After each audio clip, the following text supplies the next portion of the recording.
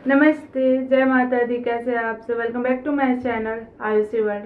तो आज है माँ दुर्गा का 7वां रूप की कथा और आज नवरात्रि का 7वां दिन है। तो माँ दुर्गा की 7वीं रूप थी माँ कालरात्रि।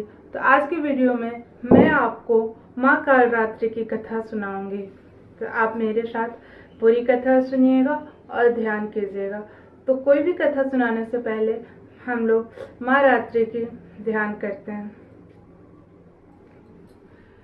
ओम जयंती मंगला काली भद्रकाली कपालिनी दुर्गा क्षमा शिवा धात्री स्वाहा स्वधा नमस्तुते। माँ कालरात्रि की कथा कहने से पहले उनके बारे में मैं कुछ आपको बताने जा रही हूँ, तो आप ध्यान से सुनिएगा। नवरात्रि के 7वें दिन यानी महासप्तमी को माता कालरात्रि की पूजा की जाती है। जैसा कि उनका नाम है वैसा ही उनका रूप है। खुले बालों में अमावस की रात से भी काली माँ कालरात्रि की छवि देखकर ही भूत प्रेत भाग जाते हैं। माँ का वर्ण काला है। इस देवी के 3 नेत्र हैं और तीनों ही नेत्र ब्रह्मांड के समान गोल हैं। इनकी सांसों से अग्नि निकलती रहती है। ये गंधर्व की सवारी करती हैं। ऊपर उठे हुए दाहिने हाथ में वर मुद्रा भक्तों को वर देती हैं। दाहिने ही तरफ के नीचे वाला हाथ अभय मुद्रा में है, यानी भक्त हमेशा अभय और निडर रहते हैं। नाम से अभिव्यक्त होता है कि माँ दुर्गा की यह 7वीं शक्ति कालरात्रि के नाम से जानी जाती है, अर्थात जिनके शरीर के अंधकार की तरह एकदम काला है। नाम से ही जाहिर है कि इनका रूप कितना भयानक है। सिर के बाल बिखरे हुए हैं और गले में विद्युत की तरह चमकने वाली माला है। बाईं तरफ के ऊपर वाले हाथ में लोहे का कांटा तथा नीचे वाले हाथ में खड्ग है। तो ये थी माँ कालरात्रि की कथा से पहले की जानकारी। तो अब मैं माँ कालरात्रि की कथा शुरू करती हूँ। कथा के अनुसार दैत्य शुंभ, निशुंभ और रक्तबीज ये तीनों लोकों में हाहाकार मचा रखा था। इससे चिंतित होकर सभी देवतागण शिव जी के पास गए। शिव जी ने देवी पार्वती से राक्षसों का वध करके अपने भक्तों की रक्षा करने को कहा। माता पार्वती जी ने शिव जी की बात मानकर दुर्गा का रूप धारण किया और शुंभ और निशुंभ दोनों का वध किया। उन्होंने रक्तबीज का भी वध कर दिया था, लेकिन रक्तबीज को यह वरदान मिला था कि अगर कोई उनका वध करेगा, उनके शरीर से जितने भी रक्त गिरेंगे तो उतने ही उनका नया रूप होगा। इसलिए जैसे ही माँ दुर्गा ने रक्तबीज का वध किया, वैसे ही उसके शरीर से गिरे हुए जितने भी रक्त थे उससे लाखों रक्तबीज उत्पन्न हो गए।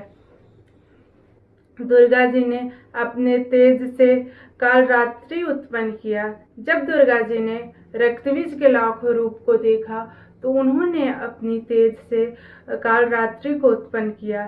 कालरात्रि उत्पन्न करने के बाद उन्होंने एक एक रक्तबीज को गला काटा और उससे निकलने वाले सारे रक्त वो पीती चली गई। ऐसे करते करते माँ कालरात्रि ने सारे रक्तबीज को खत्म करके देवतागण को यह रक्तबीज से छुटकारा दिलाया। रक्तबीज का वध करने के बाद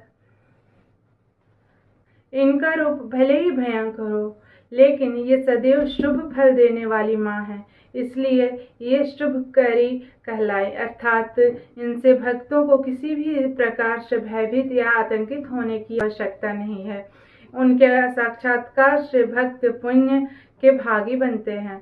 कालरात्रि की उपासना करने से ब्रह्मांड की सारी सिद्धियों के दरवाजे खुलने लगते हैं और तमाम असुरी शक्तियां उनके नाम के उच्चारण से भयभीत होकर दूर भागने लगते हैं। इसलिए दानव, दैत्य और भूत प्रेत उनके स्मरण से ही भाग जाते हैं। अंधकारमय स्थितियों का विनाश करने वाली शक्ति हैं कालरात्रि काल से भी रक्षा करने वाली यह शक्ति है। यह ग्रह बाधाओं को भी दूर करती हैं और अग्नि, जल, जंतु, शत्रु और रात्रि भय दूर हो जाते हैं इनकी ध्यान और साधना से। इनकी